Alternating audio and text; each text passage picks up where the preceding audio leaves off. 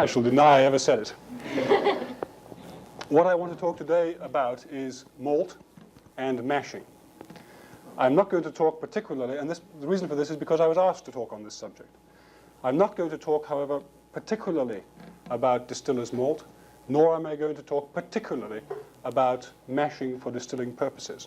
What I'm going to talk about is malt in general, and the general principles of malting, and mashing in general, and I shall hope that from the obvious things that must be required both in malt and in mashing, that it will become self-evident to you from these general principles what we are talking about when we mean a malt, and when we mean mashing, when we make malt, and when we make a mash. First of all, what is malt?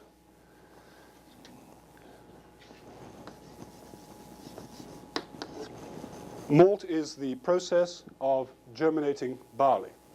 And so, firstly, one must naturally have a supply of barley in order to make it into malt. What is this conversion process consisting of? And what it's consisting of is the process of germination. Not a total germination into a barley field, that's what the farmer does, but a much more sophisticated, controlled germination to yield precisely the kind of malt that one wants. And now one says, any old barley? And the answer is almost certainly not. The answer is special varieties.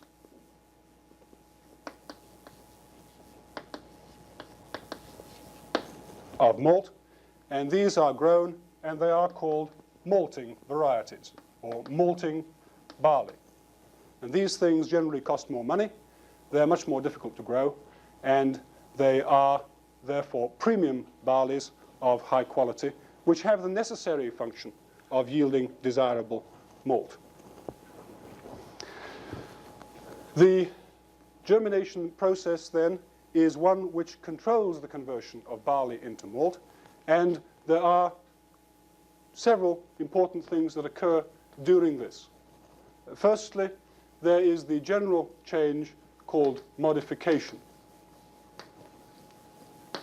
And this is a compendium term which includes all aspects of the changes that occur. And so we may perhaps then list the other changes as a subsection of the general heading of modification. One of the modifications that is perhaps the most important is the change in enzyme content that does occur. And this change is particularly effective in the enzyme alpha amylase. And that is particularly important for the simple reason that barley doesn't contain any alpha amylase, and only during the process of germination is alpha amylase generated. The second enzyme that we are concerned with is beta amylase, but we are concerned with it for a somewhat different reason.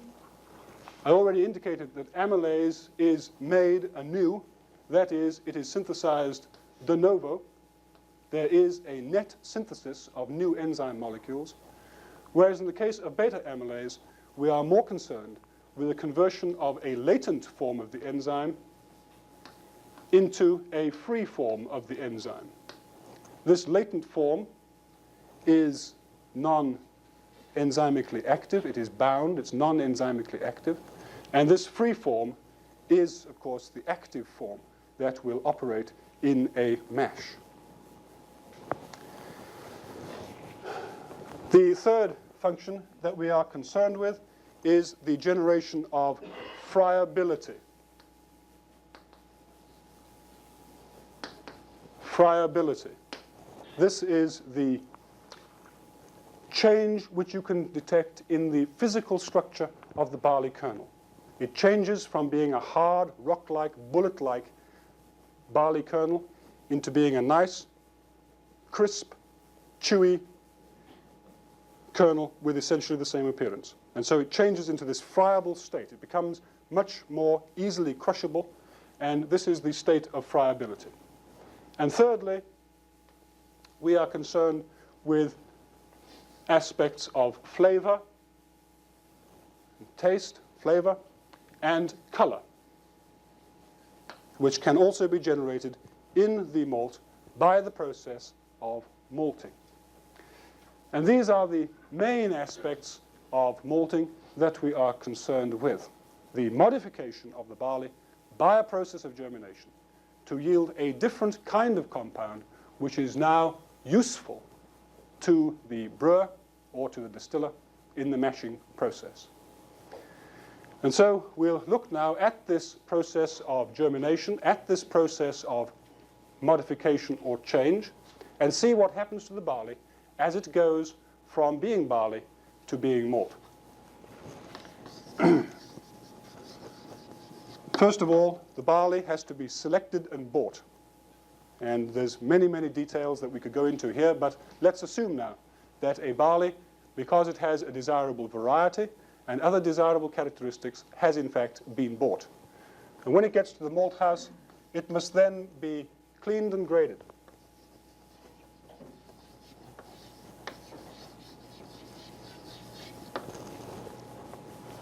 And this is a separation process. First of all, the cleaning process is the separation out of all the garbage, all the rocks and stones, bits of string, old boots and fag ends, which come along from the field in which the barley is grown.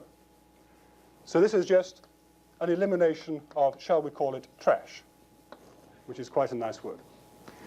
The second process then is a grading process, a separation on the basis of size. And so we now begin to separate the barley in terms of its size. And here we may make one specific statement, and that is that if the barley is in large size, then it will be considered the barley desirable for making brewer's malt.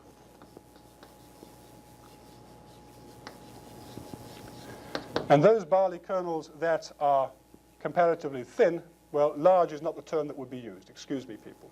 They would use the term plump. Pleasingly plump kernels. Plump kernels will be used for making brewer's malt, and thin kernels will be used for making distiller's malt. And we shall perhaps see why that is in a few moments. And so then we now have our barley separated into different sizes of fractions, and the reason for this is that in germination, fat kernels move slower than thin kernels. And so in an even germination process, you would want to have the sizes separated so that you can say, well, all these are plump kernels, they will go at one rate, and these are thin kernels, and they'll go at another rate. If you had them all mixed up together, you wouldn't have such nice control over your process. And so now we'll take a quick look at what this malting process itself, this germination process, consists of.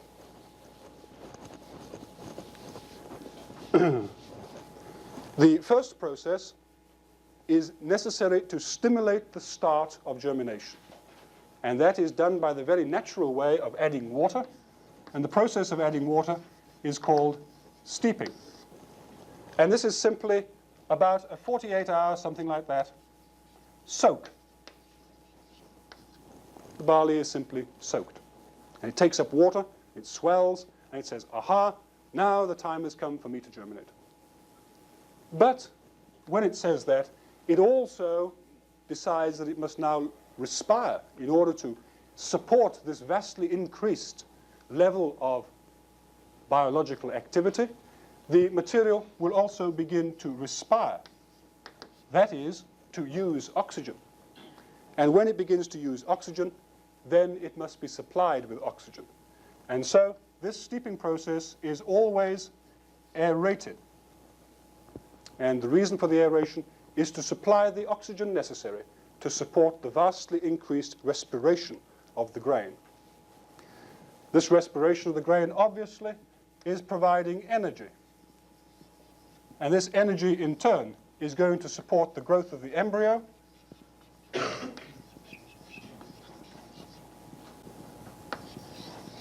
And the growth of the embryo, in turn, is going to stimulate all those changes that we have previously identified as modification. And so these factors are all interlinked, one with the other, to support the process of germination, set in process by steeping. Steeping is done in a large tank equipped with water changing devices, with aeration coils. Tank is probably as big as this room, about 3/4 filled with barley, and water is sprayed in and gushed in and overflowed in all sorts of ways to get this process of water uptake and cleaning. This then is the steeping process. At the end of it, the barley is ready to germinate, indeed has begun already to germinate, and is then taken to a place where it can germinate in peace and quiet, to the germination chamber. And this, in the modern industry, is one of two types of chamber, either a drum or some kind of compartment or box malting device. And these are called generally pneumatic malting,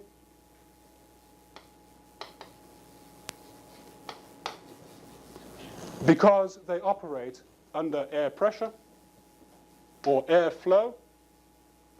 And once again, we need this supply of air for the provision of oxygen for respiration, because this respiration is now becoming very significant. And we also need this airflow for a second factor, and that is for cooling. Because, obviously, when you have a great bed of grains which are all actively respiring, they tend to heat up.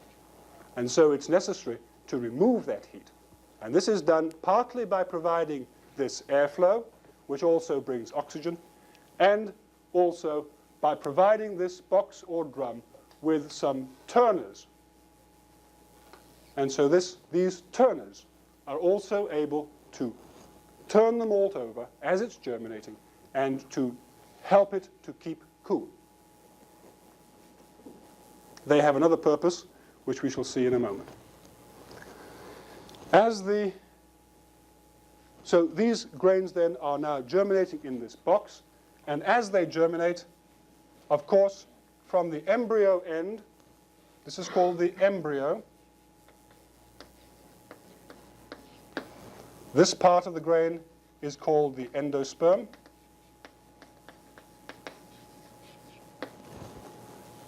As the embryo grows, it sends out a shoot, which goes up inside the husk, and it sends out rootlets, which grow out from the bottom of the grain. These rootlets are quite long, and if you didn't have this turning or stirring motion, all the grains would entangle with each other, and you'd have one solid mass of germinated barley, which it would be impossible to move. And so you must keep the bed loosened continually by this turning motion. Also, that's an endsperm, excuse me, that's an endosperm.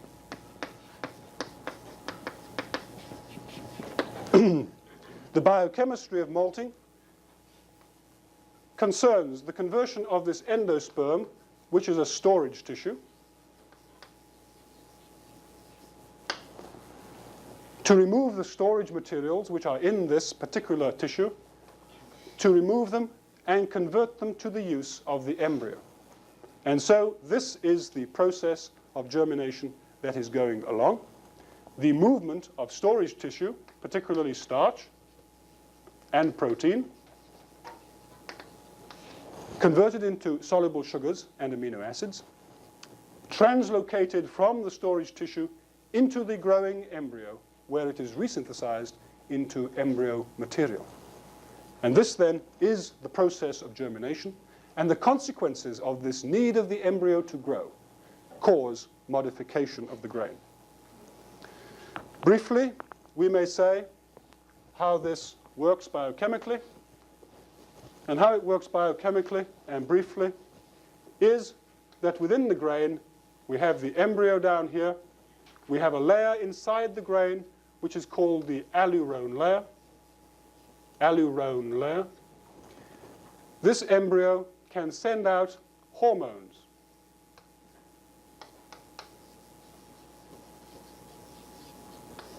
And these hormones stimulate the alurone layer to produce many enzymes, alpha amylase being only one of them. And these enzymes, which we shall just call E, are then released from the alurone layer into the starchy endosperm, which is then converted into usable, soluble materials for the growth of the embryo.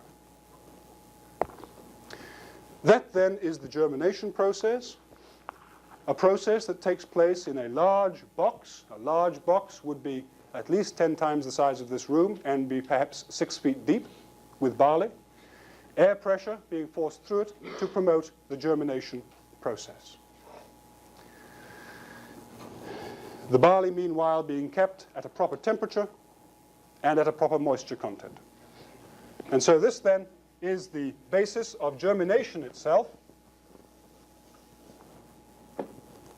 And at a certain point in time, within a given time frame, the maltster will say ultimately, now far enough. Now things have gone far enough. And the reason he must say that is because, of course, the barley thinks it's going to grow into a whole new field. And moreover, the maltster is losing material. He's losing the starch of the endosperm and he's growing an embryo. And so he's losing that material during the germination process. And so at a certain time, he must say, enough is enough, I have enough enzyme, I have enough modification, now I'm going to stop the process. And he stops the process by the simple act of removing the water that he put in the first place. And so as he put in water in steeping, he now takes water out in the process called kilning. And kilning is the process of water removal from the grain. And we're going to take now the grain content from about 45% moisture down to about 4% moisture. And how do you do that? Obviously, you do it by applying draft of air, and you do it by applying heat. But you say, won't the heat destroy the enzymes? And the answer is certainly, yes, it will, unless you do the heat application properly. And that is the skill of the drying process, of the kilning process, is 2 stages. Firstly, low heat, high draft, and under these circumstances, one gets a bulk removal of water.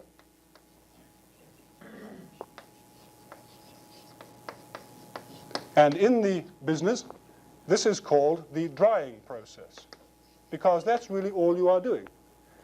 You begin at very low heat, gradually build the heat up, evaporating water with a big fan just as fast as you can go. And then you finally come to a second stage, which may only be as long as 3 or 4 hours in the 24-hour system. And this now is a situation where the malt is already at a low moisture. You've already reduced the moisture content down to perhaps 8%. And now at this low moisture content, you can apply high heat.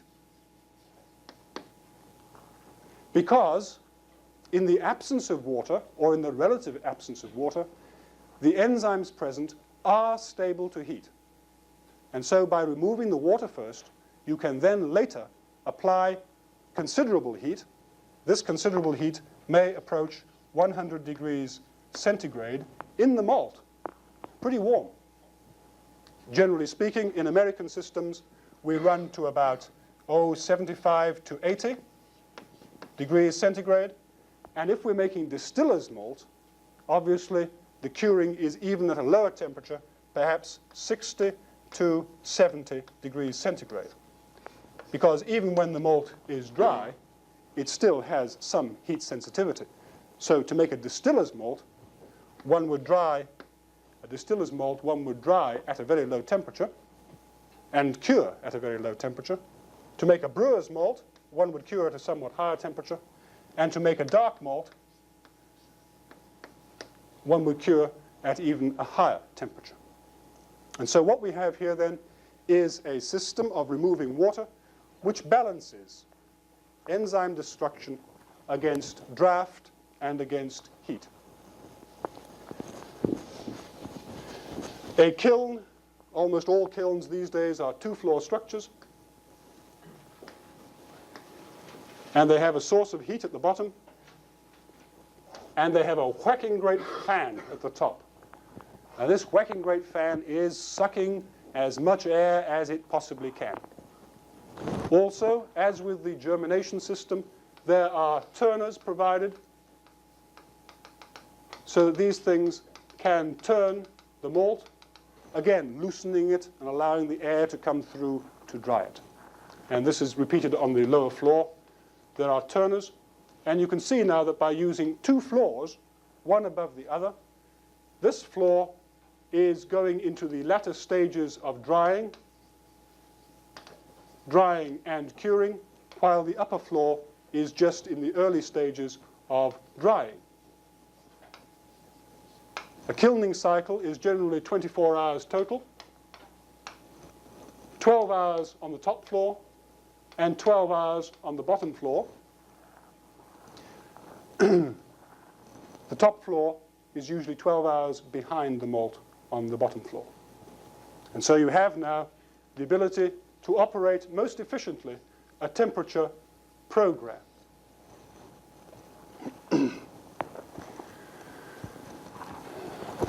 This then is the process of malting, the taking of barley, adding water, germinating it, and stabilizing the barley by removing the water. So the kilning process acts as a stabilizer. It prevents the further reaction of the malt. Secondly, it adds to the malt the flavor that one typically associates with malt, that nice malty, crunchy flavor. And this particularly is developed in the curing stage of the operation. This then essentially completes the process of malting, the basic principles of how barley is converted into malt. Are there any questions at this point? And your luron layer, it releases hormones? No, it reacts to hormones that have been released by the embryo. And releases enzymes. And it releases enzymes. Yes, Kevin? What's the good temperature of germination? Germination temperature, a desirable temperature would be somewhere around 68 degrees Fahrenheit.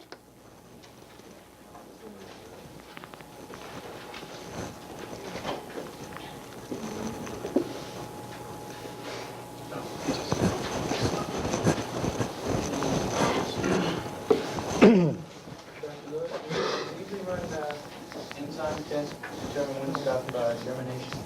Is it how it's determined, or is it? No, the process has to be run on a time basis. You cannot, since somebody asked the temperature, I may as well say the time. In germination, one can operate for 3 or 4 days, depending on demand for malt. You can push malt out in 3 days. It probably doesn't vary that much from crop to crop year to year. Once you know what the properties are of this particular year's crop, then you can design and run the process.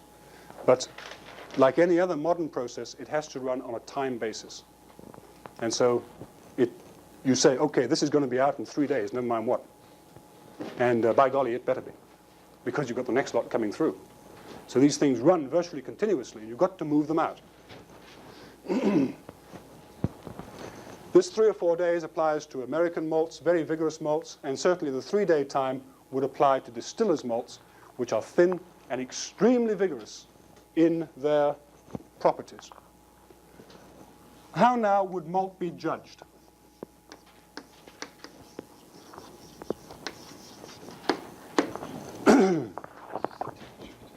Judged by all sorts of ways, but perhaps one of the most important methods of judging malt, especially for the distiller, is the so-called diastatic power. The diastatic power is the ability to split starch.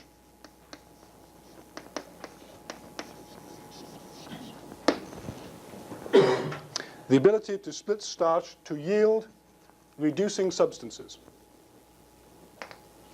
Reducing substances, particularly reducing sugars. And this diastatic power is measured in precisely that way. A certain amount of malt is extracted under defined conditions, and it is reacted with starch under strongly defined conditions, and then the reducing power of the starting starch and the hydrolyzed starch is measured by titration, and the method is ferricyanide titration. And the difference between the reducing power of the starch and the reducing power of the split starch is a measure of diastatic power, or dP. And it is simply done on an arbitrary basis, and dP units are arbitrary. And dP equals so-and-so. Sometimes it's called dP degrees, and sometimes you'll see degrees Lintner.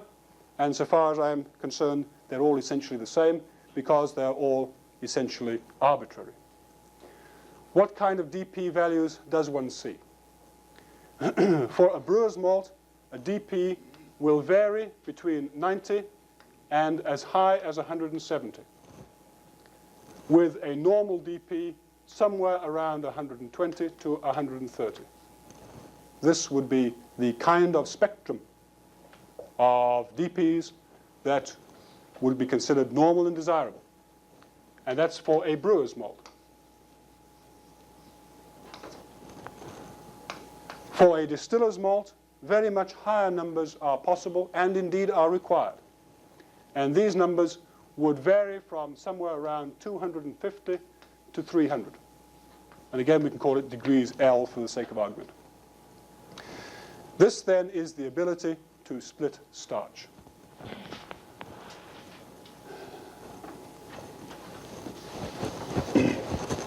Why do these differences exist between distiller's malt and brewer's malt?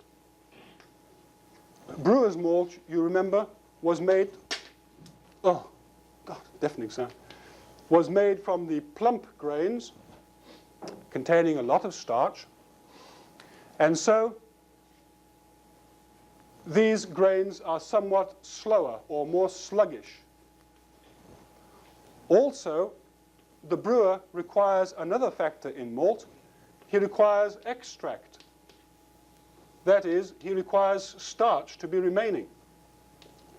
And I indicated to you that during the germination process, starch is lost.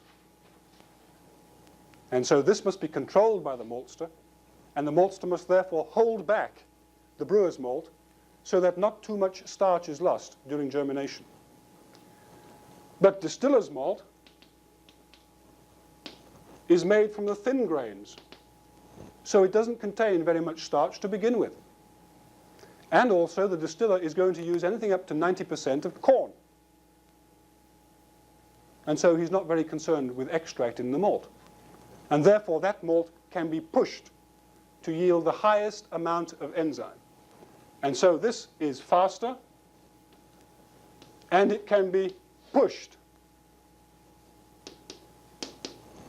for example, by higher temperature and by higher moisture. And that because now extract is really of little importance.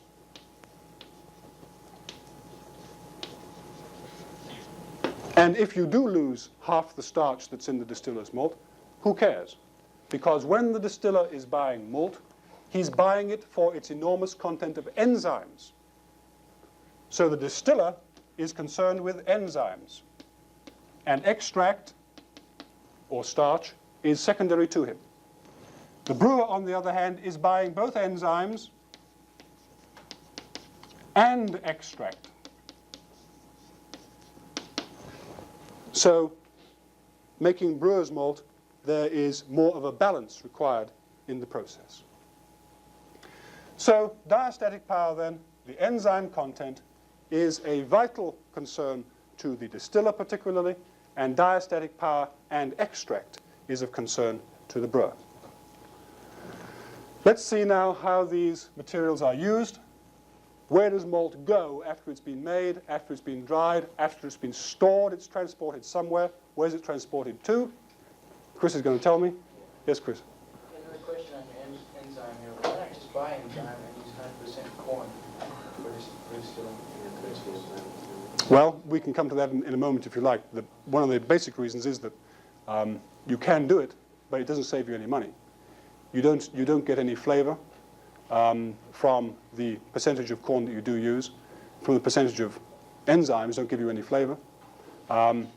You can, of course, on a distilling basis, use enzymes if you want to. I'm pretty sure that the distillers have tried that, and indeed may use it. But also, malt contains a unique enzyme, beta-amylase, which is not currently available anywhere else. And this enzyme is extremely useful, produces a lot of fermentable sugar. And so that's another reason why you would choose to use it. If I were a distiller, I'd certainly look very seriously at adding enzyme. But as a brewer, where the actual product is consumed itself, the enzyme molecules that you've added are left in the beer, you may have labeling problems later on. Okay, you've made it with added enzyme. And so you may have the FDA on your back and all sorts of things because you added something which is of a fungal or bacterial source to your brew. And so there are, in distilling, I think that using enzymes would be possible, but malt for the distiller is still a very cheap source of enzymes. It's cheap. And so distiller's malt is still used because buying enzymes can't compete economically and flavor-wise. Even though the barley is cheap to buy, you have to process it, which that isn't so cheap, is it? Well, making enzymes isn't so cheap either. You have to have a great big tank, you have to have the bacteria, you have to have the research and everything to find yourself one that will yield the right kind of enzyme. And when all is said and done, you can usually produce alpha amylase. And one of the things that malt has got in abundance is alpha amylase. And so, you can see the advantages, but you can also see that the advantage is not going to be that great. Where the malt is used in the mashing process.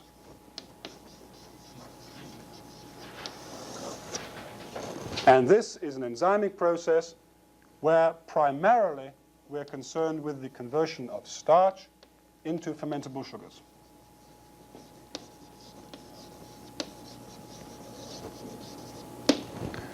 This process is under the care of enzymes. If we're dealing with a malt system, we're concerned with beta-amylase, and alpha amylase, and their reaction with starch. The enzymes react differently with starch. Alpha amylase is called the liquefying enzyme. The liquefying enzyme because it has a random action on starch and very quickly, very vigorously, breaks down the large viscous mass that is the starch into soluble solids. And so it will very quickly liquefy starch and yield extract. Beta amylase, on the other hand, does not have a random action on starch. It has an ordered action. And it produces only one product. And that product is maltose. Maltose. And since maltose is fermentable, beta amylase is the fermentability enzyme. And because it produces fermentable saccharides, the enzyme is called the saccharifying enzyme. So these two enzymes have different actions on starch. One gets everything into solution, and the other one breaks it up into fermentable materials. These enzymes also have different properties in the mash. Beta amylase, particularly, is optimum at a lower temperature and in a narrower range, and alpha is active at a higher temperature and a broader range. If you therefore look at the characteristics of the yield of extract and the yield of fermentable sugar versus mash temperature, you will get something like this. If this now is temperature,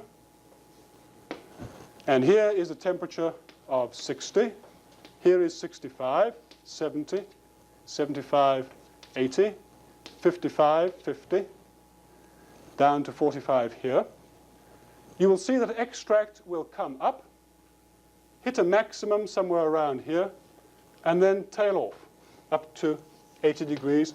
The tailing off is very slight indeed. And this is a measure of extract and therefore of alpha amylase activity. If you now look at fermentability, the ability to ferment, then this goes through a very sharp maximum indeed at this temperature. Fermentability is rather a sloppy term, but I think you all know what I mean. It is the ability to be fermented. And if at the same way you look at the unfermentable material, obviously the unfermentable material will be the precise inverse of the fermentable material. And what does this tell us? It tells us clearly, does it not, that one must make a rather clear balance and a careful balance between the two enzymes, and that the source of this balance is the temperature of the mash. The temperature of the mash is vitally important. And it's vitally important because it is the temperature of the mash which controls the ratio of fermentable to unfermentable sugars. And so as you go from this point onward, it is very clear that the ratio of fermentable sugars to total sugars, that is extract, is changing. And it's changing at a very substantial rate. And so what does this in turn tell us about the operations that a brewer runs and the operation that a distiller runs? A brewer is concerned with getting his mash over just as quickly as he possibly can. It must be complete within half an hour, because he has mashes upon mashes coming through his brewery, and they must be pushed out at maximum speed. A large brewery will run 48 500-barrel mashes in a day, and one is coming after the other through the equipment. It's almost a continuous process. And so these mashes have to be got out relatively quickly. The brewer is not really concerned within limits. He's not too concerned about fermentability, and so he'll tend to use his temperature on the high side of this operation so that the enzymes at least will react very quickly. And so the temperature tends to be on the high side. But a distiller, because the only thing that he can distill really is what ferments, is much more concerned with getting the optimum amount of fermentable solids that he possibly can. In other words, he's after not only maximum conversion, he's also after maximum fermentability. And maximum fermentability means what? It means the optimum survival of beta-amylase. And so, to get that optimum survival, he will tend to push his temperature downwards. So this is a distiller, and this is a brewer. Also, a distiller is quite willing to let his mash go on for a frightfully long time. If you let, but you would say, we cannot use these regions of the mash because the extract is too low. That's not true. If you let this go on long enough, the amount of extract that you ultimately get will become high. And so, the longer you are willing to mash, the lower the temperature you can use, and within limits, the higher the fermentability of the wort will be. If you want to accelerate the mash, then of course you will use a higher temperature. If you use too high a temperature, you will get good extract, because alpha is not affected, but you will get rotten fermentability. The fermentability will be way down. And so these conditions of the mash are vitally important. And I think you can see from this rather simple curve why a distiller's mash is different from a brewer's mash. A distiller's mash goes on for a long time, and indeed, because there is no kettle boiling at the end of the mashing process, and I think no separation of solids from liquid, this mashing process can go on into the fermentation process. And so there's extremely protracted contact and activity between the enzymes and the substrates. And you'll get maximum yield of fermentable sugar. All right, there's 5 minutes left, and I'll try and answer any questions that you may care to ask. How long is a long time? A brewer's mash is 30 minutes, and anything longer than that is a long time. But I suppose in a distiller's mash, quite a few hours. Certainly there are some brewer's mashes which go on for 6 and 8 hours. I wouldn't be at all surprised if distillers weren't quite willing and able to mash for that kind of time. This is why I'm talking about generalities of the process, because I don't really know the specifics of the distilling process. And if you then say that enzyme action can go on into fermentation, which it can in the distiller's operation, of course you can add on the time of the fermentation too. It becomes very long, a matter of days. Yes, Kevin? Is the corn cooked before the mashing? If you're using any form of native starch, it must be boiled, even pressure cooked, before you can mash it, because ungelatinized starch reacts only very slowly with amylase enzymes.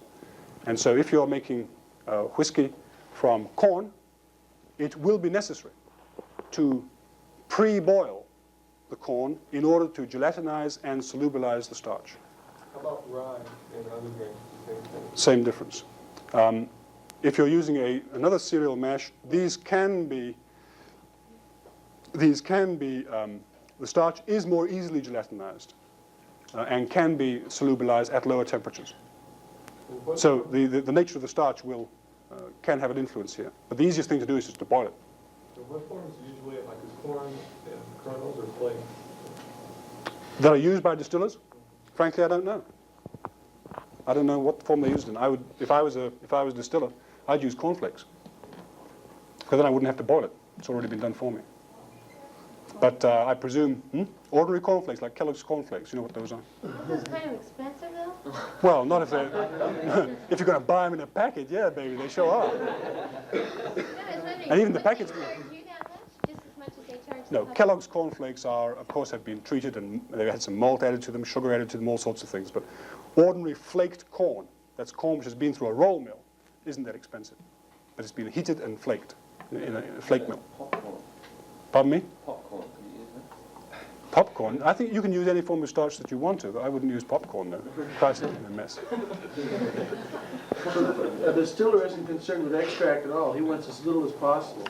He's not concerned with extract from his malt, because malt is only, what, 4%, 10% maybe of his entire mash. But of course he's vitally concerned with the extract that he gets from his 90-odd% of the corn that he adds. Just so the enzymes can work on it. Sure. He must bring the temperature of that corn. He is concerned with the extract he gets from that. Right. Must be. But the malt itself he's not concerned with. And that's why the maltster can make his malt without regard to its extract, just to make enzymes.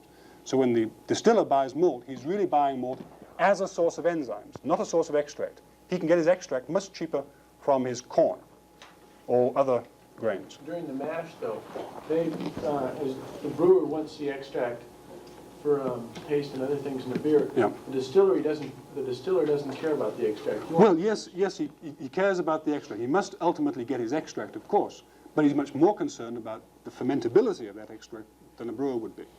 And so he will operate at a lower temperature in order to assure that he gets very high fermentability. Nevertheless, he's not going to operate down at the temperature where he gets no extract. But he does have this very long time of a mash where he can use a lower temperature. That lower temperature will promote the survival of alpha amylase and hence fermentability. And it will still be in a suitable range for sufficient alpha amylase activity. And therefore he'll get a good extract along with exceptionally high fermentability. All right, ladies and gentlemen, thank you very much.